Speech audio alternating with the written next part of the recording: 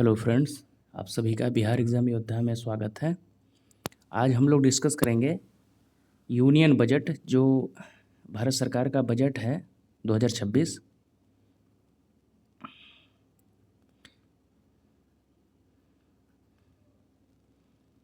इसको ही हम लोग डिस्कस करेंगे और this will be very helpful for your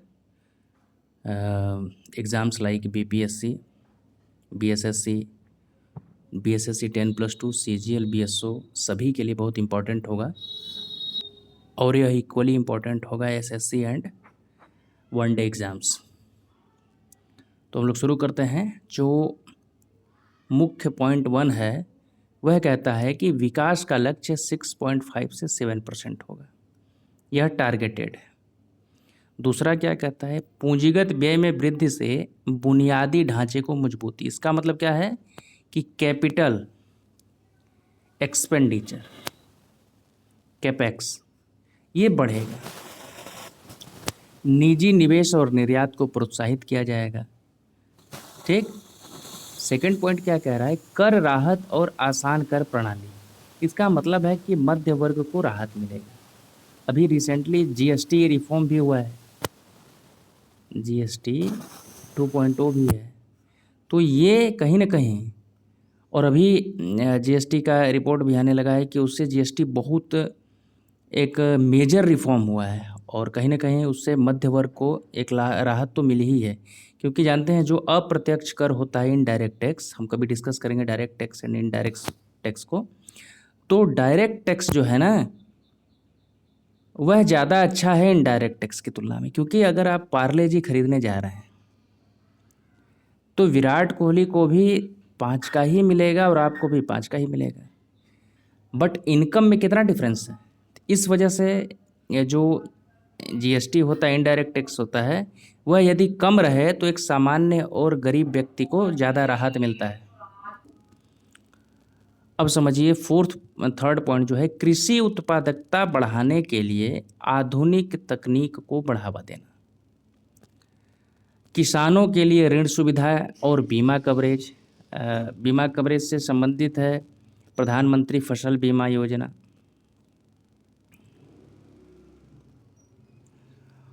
और किसानों को जो एक डायरेक्ट स्कीम चलती है वह पीएम किसान, जो इकोनॉमिकली थोड़ा सपोर्ट करती है। पर मेरा यह मानना है कि जो पीएम किसान की राशि है मिनिमम 30,000 होना चाहिए।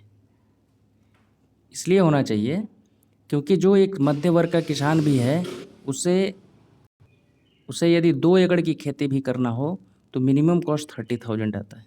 और ऐसे में जब गरीब किसान को एक आवश्यकता होती है तो उसे कहीं ना कहीं एग्रीकल्चर फाइनेंस का एक बहुत बड़ा संकट झेलना पड़ता है। इस वजह से गवर्नमेंट को कम से कम इस पे ज़रूर ध्यान देना चाहिए।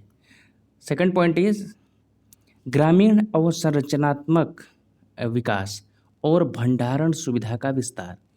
ये आपने कई बार सुना होगा कि जो है कि कोऑपरेटिव मिनिस्ट्री है, वो पैक्स, जितने भी पैक्स हैं हमारे इंडिया में, वो जो पैक्स होता है वो प्राइमरी एग्रीकल्चर क्रेडिट सोसाइटी, इसे पैक्स कहा जाता है। ये पैक्स मतलब हर पंचायत में, हर विलेज पंचायत में वो एक बड़ा गोदाम का निर्माण कराएगा, जिसे केंद्र सरकार बैंक के थ्रू 1 करोड़ का हेल्प भी करेगा। तो इस वजह से ये जो भंडारण सुविधा का विकास होगा, इससे कहीं ना कहीं हमारा जो ग्रेन वेस्टेज होता था, अनाज सड़ जाती थी, और एफसीआई का ये बहुत बड़ा एक प्रॉब्लम है कि अनाज प्रोक्योरमेंट के बाद उसको रखना एक बहुत बड़ा चैलेंज हो जाता है। तो ये कहीं ना कहीं उस क्षेत्र में एक बड़ा कदम होगा। और ग्रामीण अवसंरचना का मतलब क्या होता है, विलेज इंफ्रास्ट्रक्चर, विलेज की रोड, विलेज में जो प्रधानमंत्री ग्रामीण सड़क योजना या मुख्यमंत्री ग्रामीण सड़क योजना जो बिहार में चलता है, तो इन सब से ग्रामीण अवसंरचना को एक बल मिलेगा और कहीं ना कहीं विलेज डेवलपमेंट की तरफ एक अग्रसर होगा कदम। नेक्स्ट पॉइंट इज़ रोजगार और कौशल विकास, employment and skill development. Skill development से मेरा संदर्भ यह है कि युवाओं के लिए अधिक रोजगार का अवसर प्रदान करना, यह बजट ऐसा कह रहा है। और स्किल इंडिया मिशन का विस्तार करना, स्टार्टअप और एमएसएमई को बढ़ावा देना, ये 4th पॉइंट है। 5th पॉइंट यह कह रहा है कि विनिर्माण और एमएसएमई को बढ़ावा देना, विनिर्माण और एमएसएमई। पीएलआई योजना का विस्तार करना, पीएलआई क्या है? प्रोडक्शन लिंक्ड इंसेंटिव, इनका विस्तार करना। एमएसएमई के लिए आसान ऋण और अनुपालन में राहत देना। मेक इन इंडिया को नई गति देना, मेक इन इंडिया।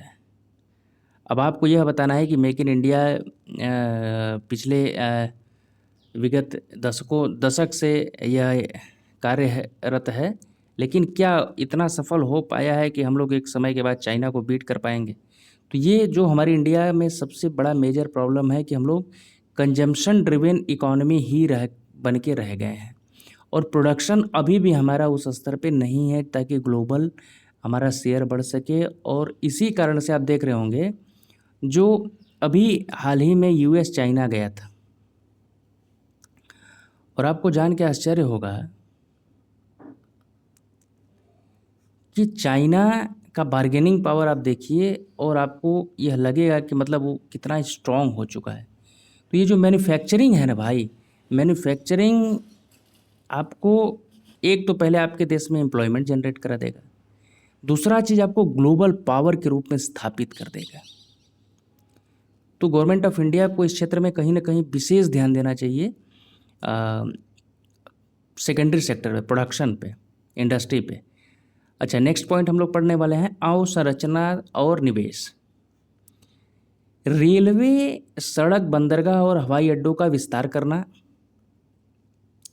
रेलवे में लाइक डीएफआई बनाना, dedicated freight infrastructure corridor, DFC, dedicated freight corridor. ये जो होगा वो उससे क्या होगा कि हमारा लॉजिस्टिक एक्सपेंडिचर कम होगा। लॉजिस्टिक कॉस्ट जब भी कम होगा तो हमारे देश में सामान का आवाजाही और प्राइस मिसमैच कम होगा। इस वजह से बहुत सारा प्रोडक्शन की संभावना होती है, और कहीं ना कहीं उसमें जीएसटी ग्रोथ का भी, जीडीपी ग्रोथ का एक मेजर रीजन बनता है। So the next point is शहरी अवसंरचना को मजबूती देना, अर्बन इंफ्रास्ट्रक्चर को मजबूत करना। अर्बन इंफ्रास्ट्रक्चर का मतलब क्या हुआ? सैनिटेशन हुआ, और म्यूनिसिपल वेस्ट मैनेजमेंट हुआ, उसके बाद अर्बन ट्रांसपोर्ट मोबिलिटी हुआ, और तमाम चीज़ों को मजबूत करना, मेट्रो एंड अदर लॉजिस्टिक और कनेक्टिविटी में सुधार करना। नेक्स्ट इंपॉर्टेंट पॉइंट इज शिक्षा, स्वास्थ्य और मानव पूंजी, ह्यूमन रिसोर्स। गुणवत्तापूर्ण शिक्षा के लिए अधिक निवेश, स्वास्थ्य सेवाओं का विस्तार, अनुसंधान और नवाचार, हरित विकास और सतत भविष्य। ये नेक्स्ट पॉइंट है, हरित विकास, ग्रीन डेवलपमेंट, ग्रीन रिवॉल्यूशन, स्वच्छ ऊर्जा और नवीकरण ऊर्जा परियोजना को बढ़ावा देना, और इसमें जो एग्रीकल्चर में है वो हरित परिवहन और इलेक्ट्रिक मोबिलिटी को समर्थन देना। नेक्स्ट पॉइंट इज समावेशी विकास, inclusive development.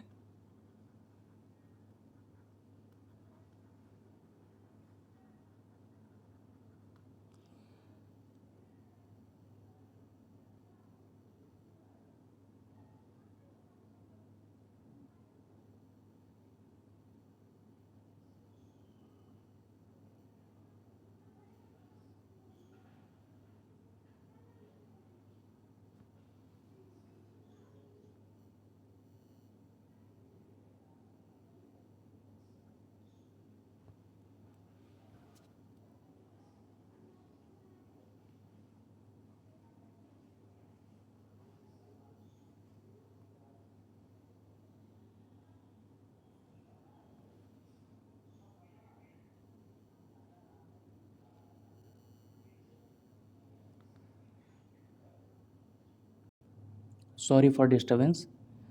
Next point is digital अर्थव्यवस्था और नवाचार। डिजिटल इंडिया पहल को नई ऊंचाई और एआई, सेमीकंडक्टर और उभरती प्रौद्योगिकियों में निवेश, साइबर सुरक्षा और डेटा गवर्नेंस को सुदृढ़ करना। अच्छा, इस समय समझिए, जिस प्रकार से एक बार सुपर कंप्यूटर रिवोल्यूशन आया था, इस बार कहीं ना कहीं सेमीकंडक्टर रिवोल्यूशन है और इंडिया में उसकी बहुत सारी यूनिट्स डेवलप की जा रही हैं, जिसे अलग से हम डिस्कस करेंगे। नेक्स्ट इज निर्यात और वैश्विक प्रतिस्पर्धा। निर्यात प्रोत्साहन योजनाओं का विस्तार करना, व्यापार समझौते और बाजार पहुंच को बढ़ावा देना, सप्लाई चेन मैनेजमेंट देखना। नेक्स्ट इंपॉर्टेंट पॉइंट इज वित्तीय अनुशासन और राजकोषीय स्थिरता। किसी भी देश की मजबूत होने का उसका क्या होता है कि उसकी इकोनॉमी क्या हो, मजबूत हो।